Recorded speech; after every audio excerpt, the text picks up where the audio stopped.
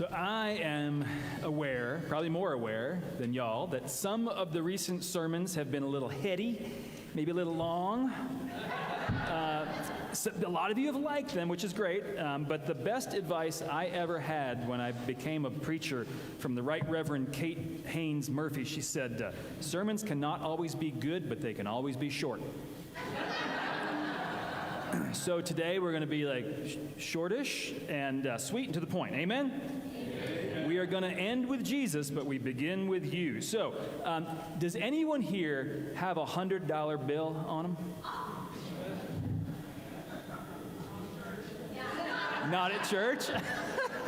A 50? Who? And Laura has a...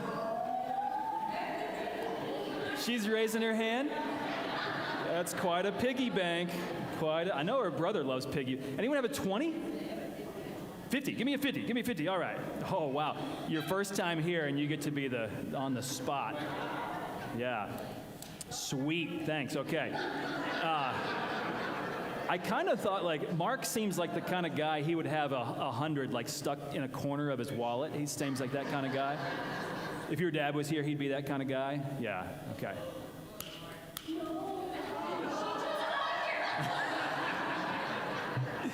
Yeah, Pat just said, don't worry, and y'all were so worried about me, like, doing something to that money, you know?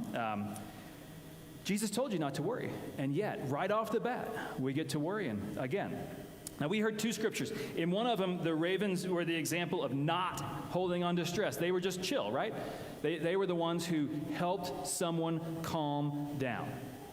Okay, and in the other one, the ravens helped Elijah to relax.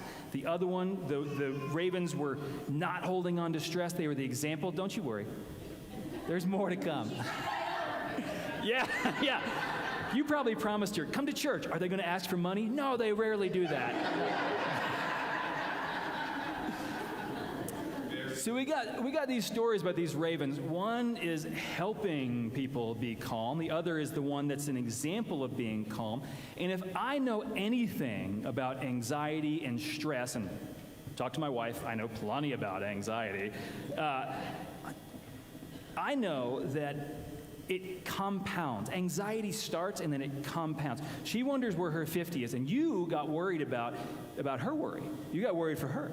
And some of you started thinking, well, where'd that gift card go? I had a gift card somewhere. Where'd that thing go? And then you start moving on to, like money, my bills. I owe too much on my bills. Where am I going to get this $50? Where, am I going to ask my boss for a raise? That's a hard thing to do because my boss is, such a jerk and I don't even want my job. What if I don't do can I even move careers? How many of you who are working could move careers right now? That's really stressful. Or am I stuck in this career and stuck in this life? And I'm never going to travel to Italy. I'm never going to see the Sistine Chapel. My whole life is just stuck in a rut. What am I going to do? Amen. That's what anxiety does. We've all been on that spiral of escalation.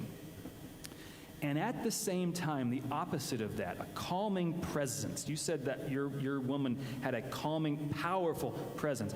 Those sometimes echo even louder.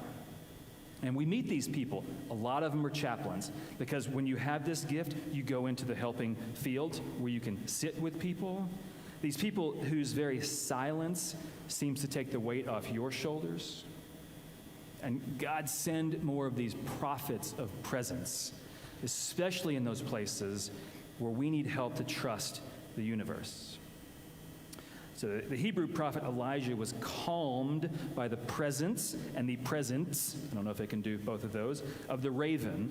And Jesus took it one step further, that ravens must be calm in their own little souls if they are to show us the way.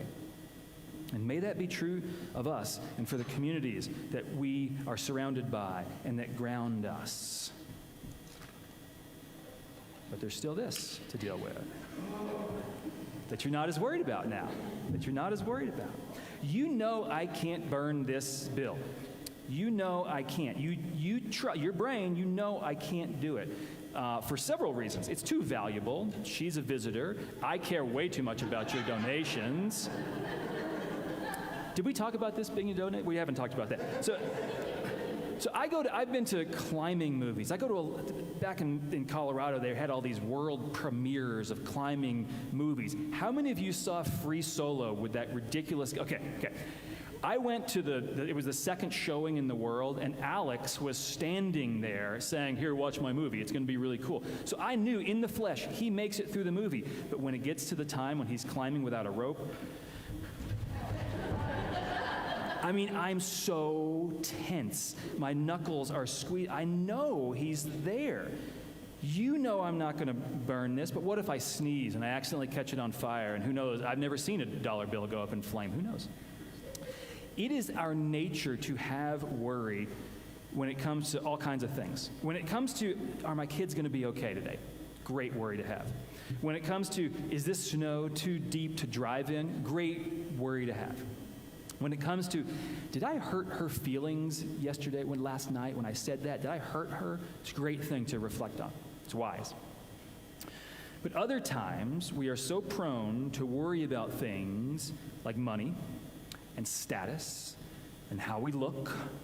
We worry about comforts and time, and then we worry about money some more. And we know in our head there are so many more important things to worry about, like family and peace and principles. And I want to give everyone in the room the benefit of the doubt. I believe that you trust God has a plan to care about you. And I think every one of us, at least sometimes, we know that things are going to get better because all of us have dealt with so much drama and trauma, and we are still here in the flesh, in the spirit. But we are so much like watching that rock climber. We know how we got here. We know the Spirit of God has been part of that story. We know God will not abandon us in any crisis. We know the world is infused with grace and providence. And yet, our hearts flutter. Especially when it comes to the less important things like how people view us and the money that we spend in order for people to view us differently, that they might care about us more. In spite of that, we know that we do not have to keep on worrying. And yet, when we go just like 2 feet south to our heart, every one of us, we are prone to recheck the bank account, to chew our fingernails, to overthink on this, to ignore that important thing over there. So I ask, what would it take, what would it be like to truly trust in a world where you are provided for in heart and in body? What would it be like? And I don't want to emphasize more than Jesus intended, so I'm not going to say, he didn't say, what would it be like to never worry again? What the translation we just heard there, what would it be like to not keep worrying? What would it be like to remind ourselves of God's care in those times when we start sliding down that path and we can catch it?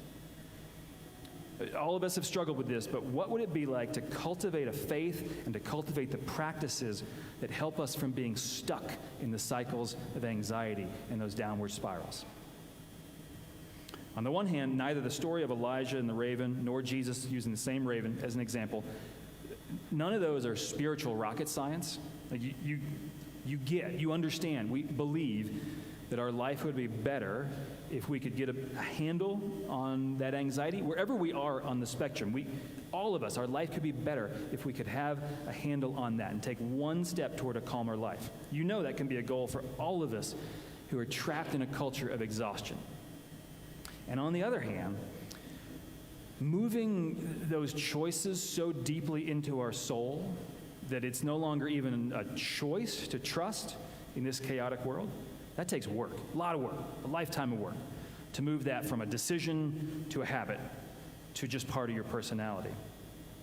And practicing those, the ability, the hints on how to calm your nerves and to reframe negativity and to recalibrate your perspective and to let go when that flash of anger comes up and to refocus on anything else and to get to a place where patience is the default, man, that's a lot of work. I don't know how much work it takes to get there because I'm just barely on this journey. It's really like spiritual heart surgery, even if the concept is so obvious. So I ask, what would it take What would it take? It's not one sermon. Doesn't matter if it's from me or from Jesus. It's not going to teach you those skills. No one Sunday is going to snap you into a new way of being. But Lent, this season that we do to go toward Easter, Lent is this invitation to take one new step at a time until that adds up into new life. So you are invited to slow down and to rest and to welcome those moments that are devoid of stimulation. You are invited to let go of the pressure and to begin to repair those things that have been frayed. You are invited to miss out and to say no. Even tell me no when we ask you for help at the church. You are invited to appreciate being alone and practicing peace. You are invited to really hear the words of Jesus and know that you are loved by God, and know that you do not have to do anything to prove that. You may not ever be able to empty your mind, but you can reclaim it with more gracious inner thoughts and monologues. You may be called to do some important things that really involve stress, but you are not called to carry that into all of your life. So hear again these words of Jesus that you are so valuable in the eyes of God, just for who you are. You do not need to remain captive to a world that measures you by productivity. You do not need to get used to being used. May you find power in that weakness. May you find wealth in simplicity, and may you find eternity in the quiet. Amen.